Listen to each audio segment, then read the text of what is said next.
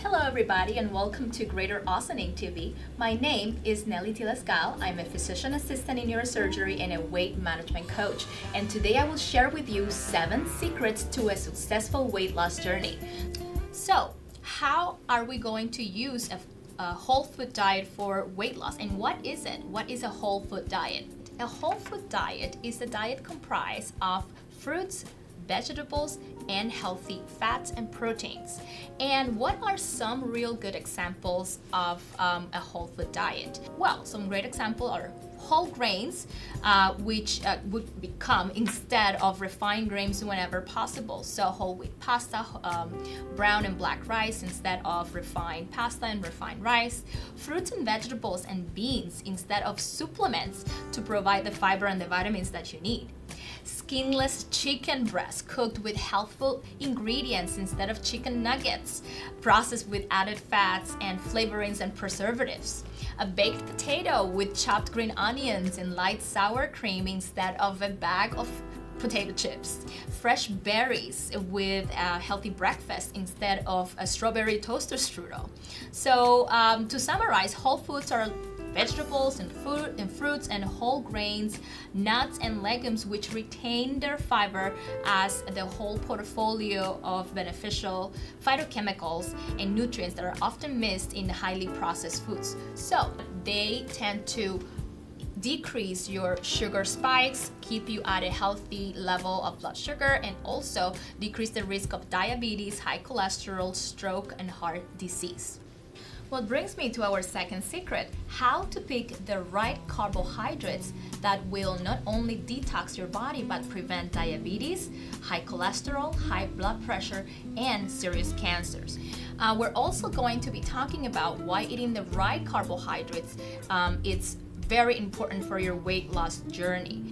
A lot of medical professionals nowadays, especially endocrinology physicians and primary care physicians and nutritionists, are making a lot of emphasis in the glycemic index of foods. So what does glycemic index means, right? The glycemic index is a measure of the impact of certain carbohydrate containing foods on your blood sugar. And what does that mean? It means that when we compare, let's say a potato to white flour or white bread, 50 grams of each, we take a look at how fast that white potato is going to raise the blood sugar compared to 50 grams of white bread. If it's as fast or 95% fast, you know that that is really not something that you should be consuming in the regular basis, because it may be increasing your insulin levels and injuring your pancreas. Typically, foods that are that have a low degree of starch gelatinization, such as pasta, such as foods that have very high viscous soluble fiber, like whole grain foods, barley, oats, and rye, have a slower rate of digestion, and they keep your glucose levels at a very steady state.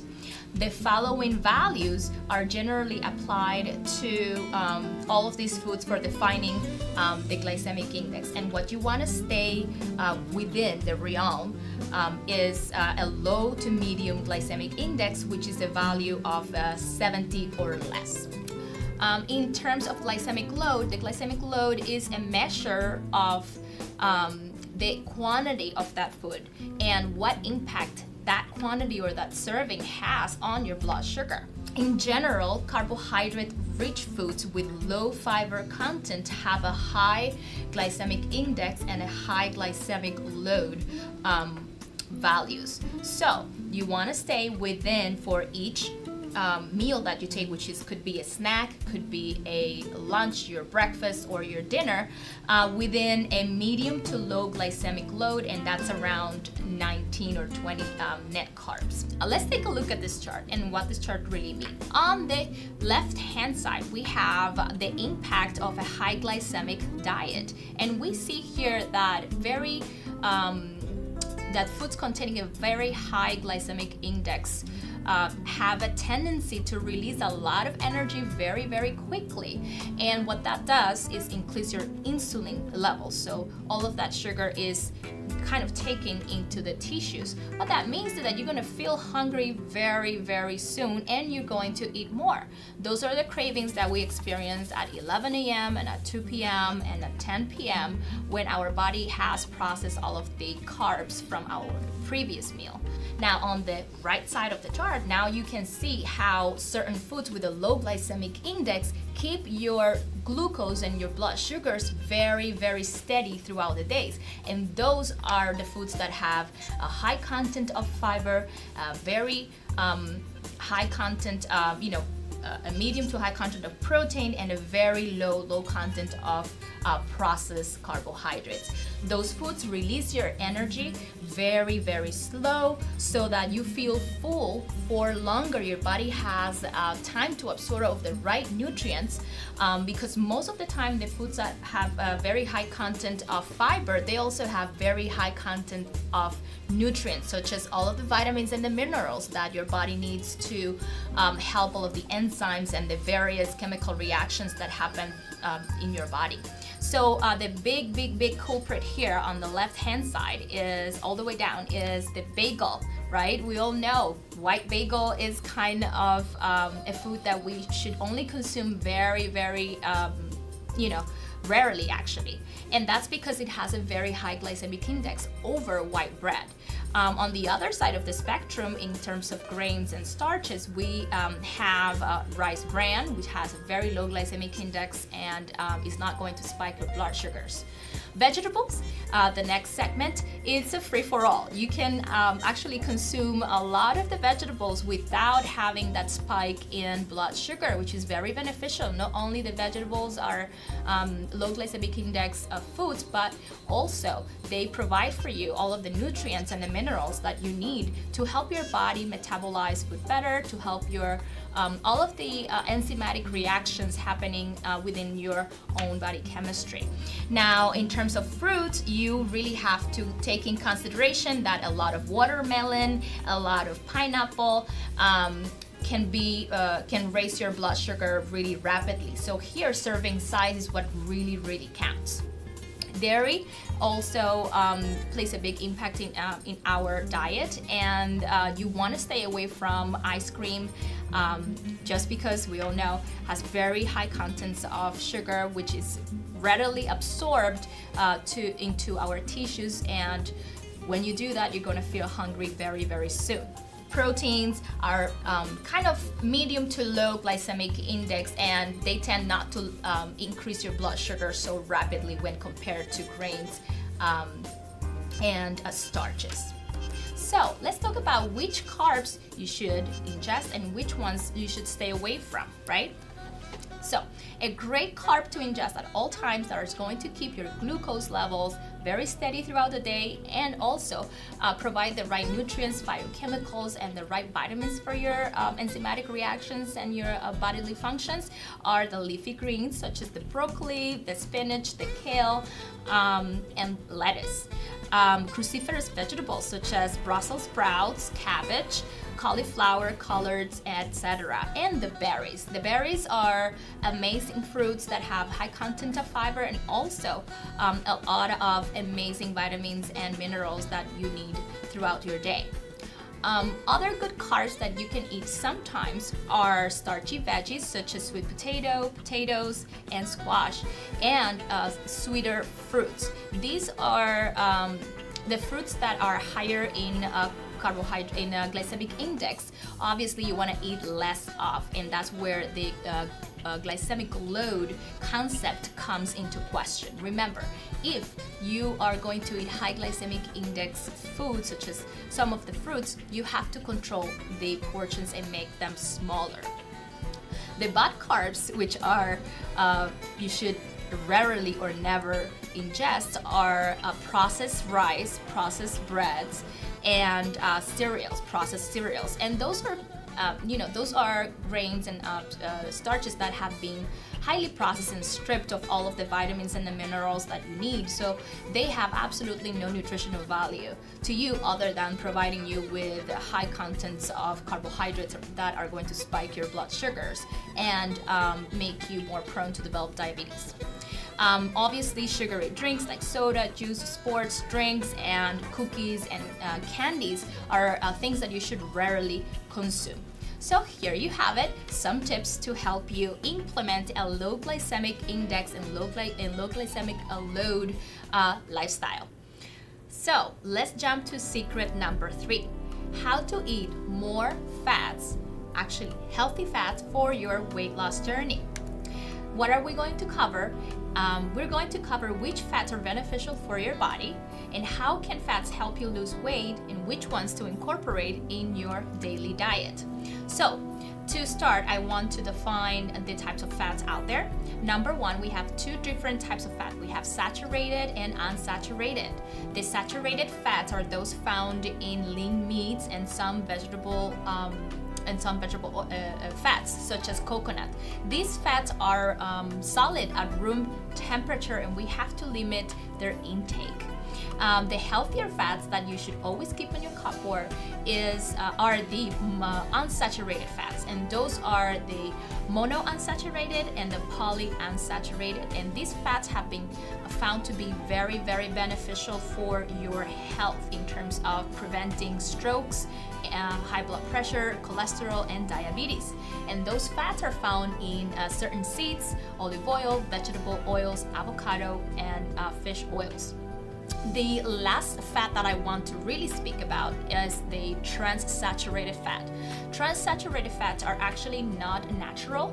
These have been processed by taking the unsaturated fat and including hydrogen atoms into the unsaturated fats in order to make them stable at room temperature and to keep them solids. And where are we going to find those fats? Mostly in baked goods. These fats clogged our arteries. They increase the risk of diabetes, stroke, high blood pressure, and heart disease, and we really want to stay away from them.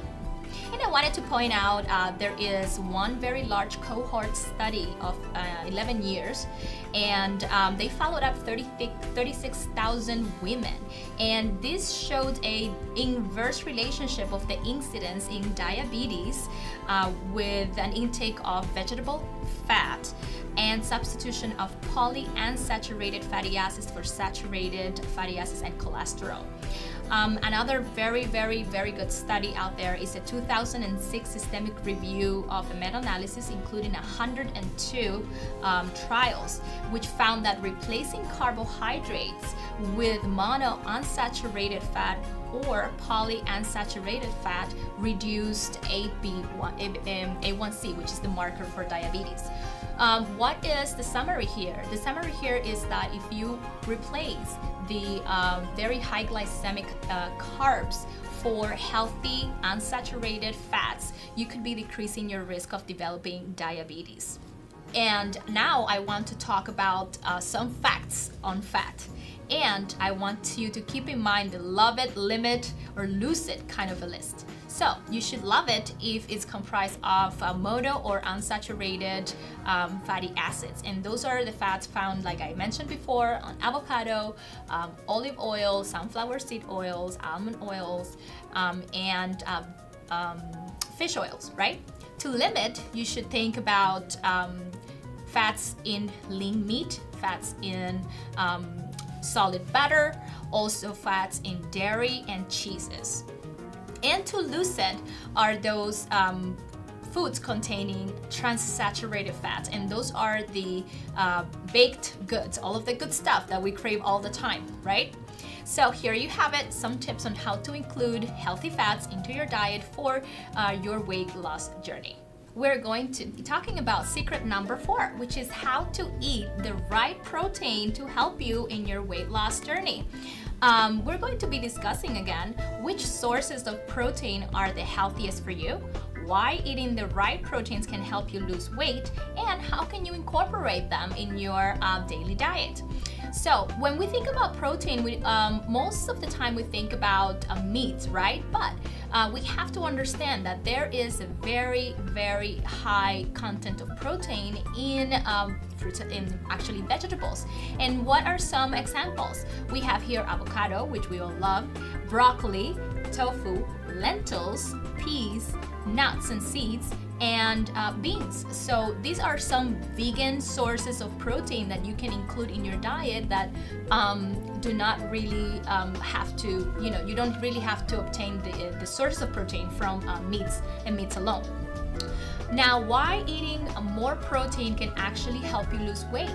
And that is because a high protein diet has been recommended for the treatment of obesity due to the high satiating effect of proteins, which means that, again, regulates your blood sugar.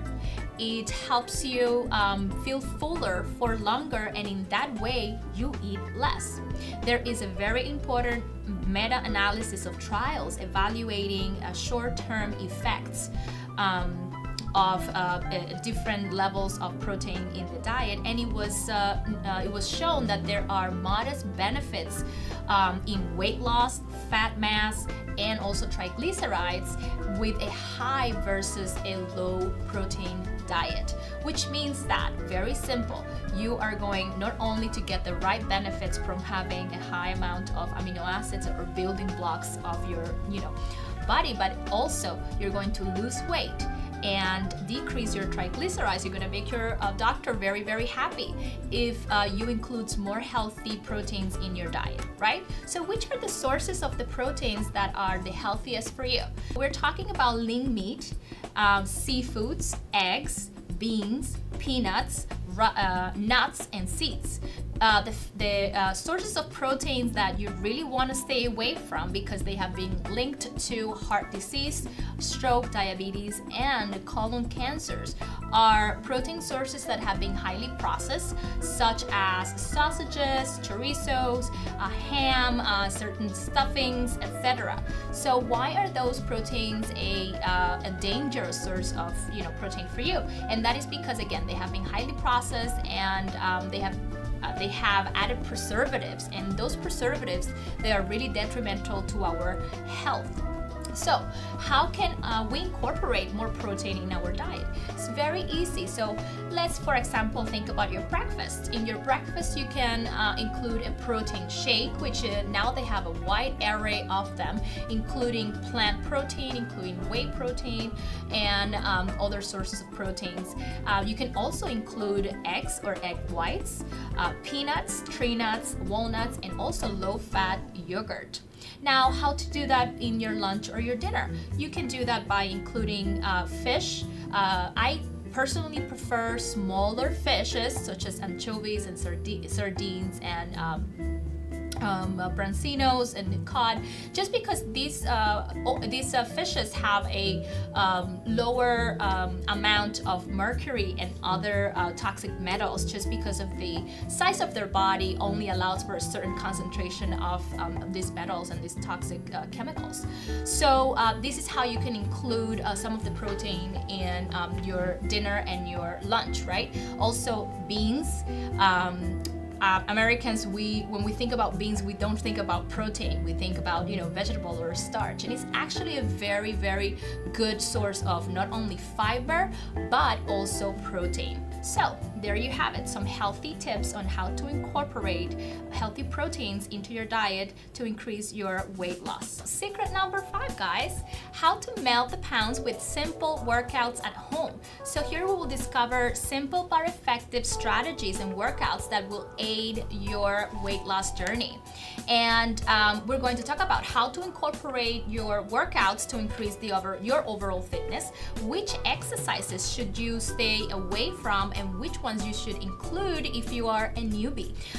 So what are some of the benefits of exercise, right?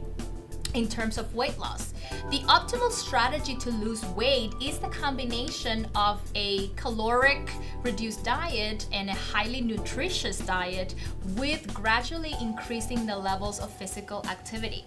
Although exercise is really not required for weight loss, increasing amounts of physical activity during weight loss is important so that you will be able to sustain and maintain the weight loss, and also to increase the lean muscle muscle mass or also grow some muscle, right? And that muscle growth is going to stimulate your metabolism and as a result burn more calories, which in turn results in more pounds lost. So the best place to start is with low impact cardiovascular exercises. And which are those? Very fancy names, but simple.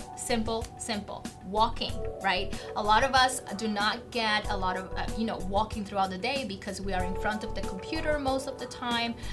We are sitting, we're watching a lot of television, and super simple way to start exercising is to walk, to go for a jog, to take that bike and undust it and go to the trail and enjoy the nature.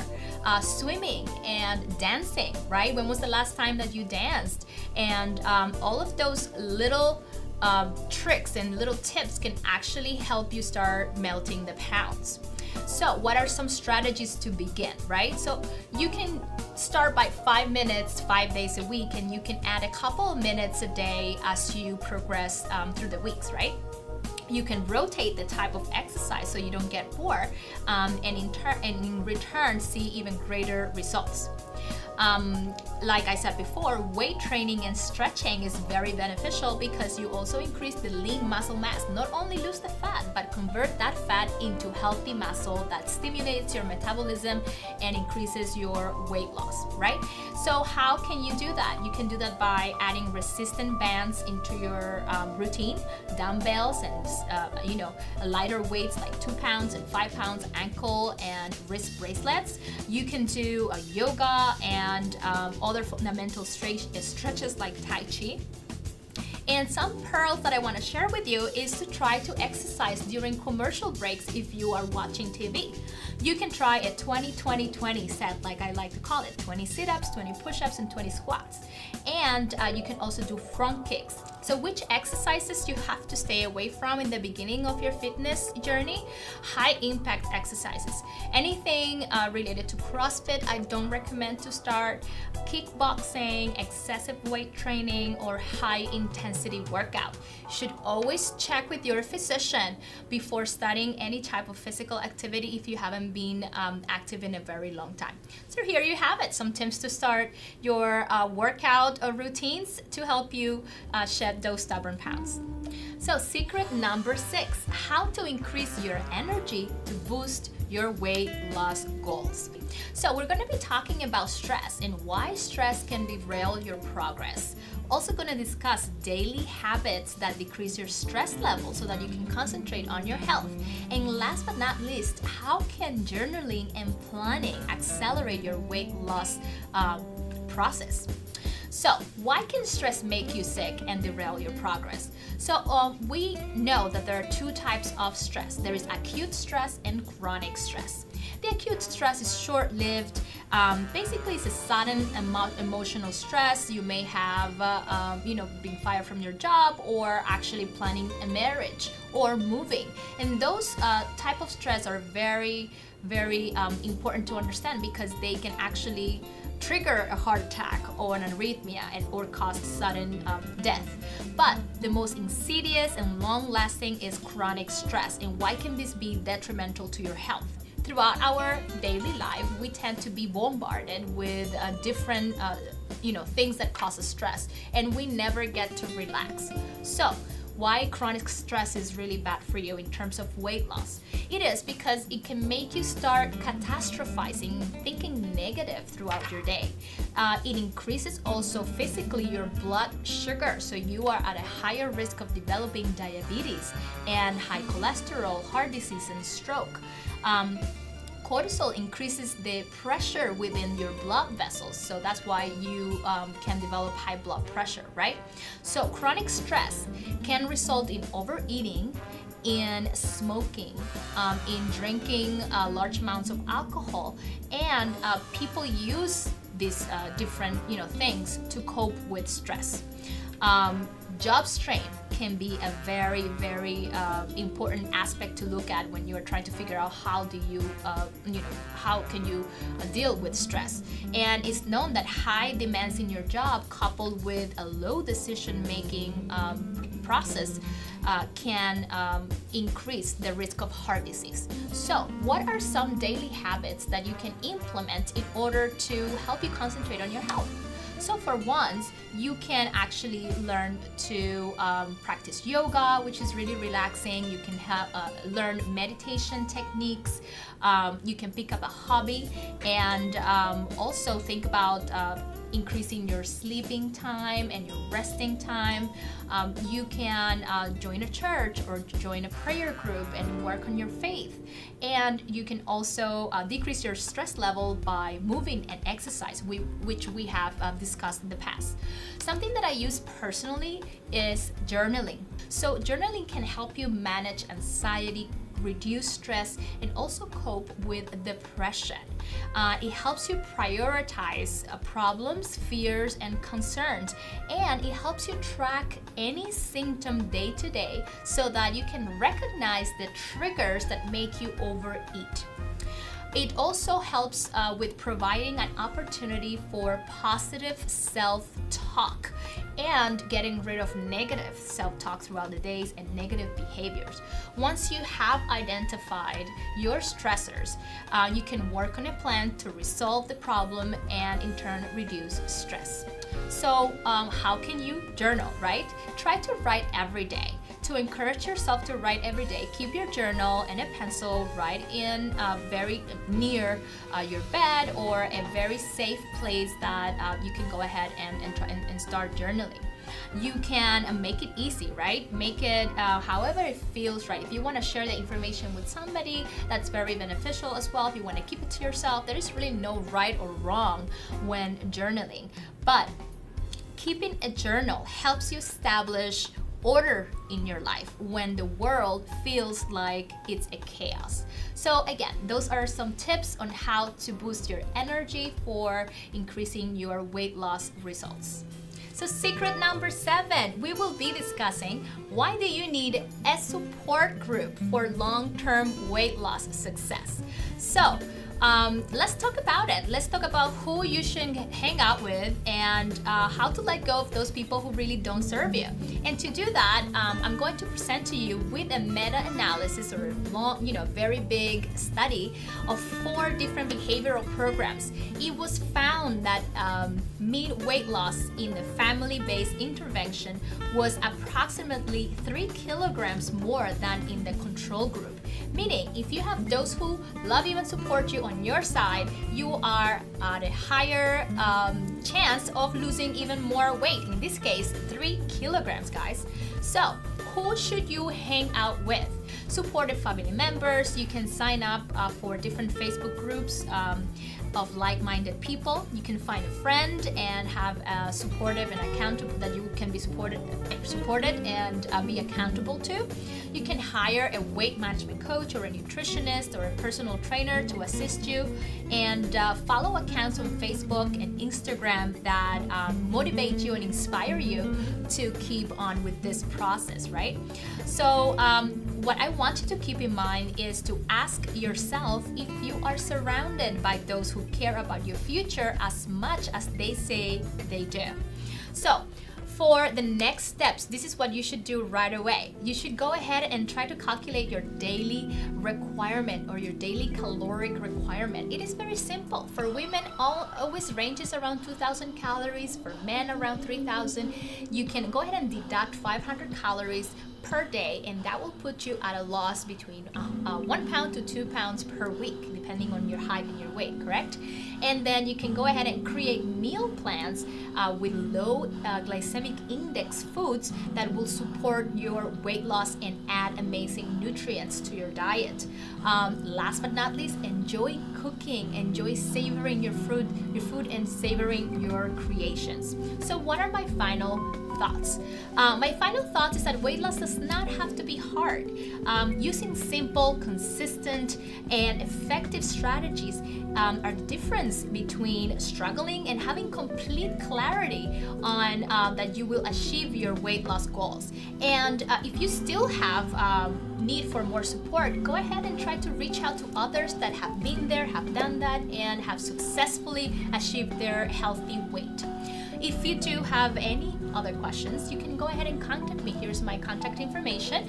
Thank you so much for tuning in. I hope you really enjoy the information, and I'll see you on our next broadcast.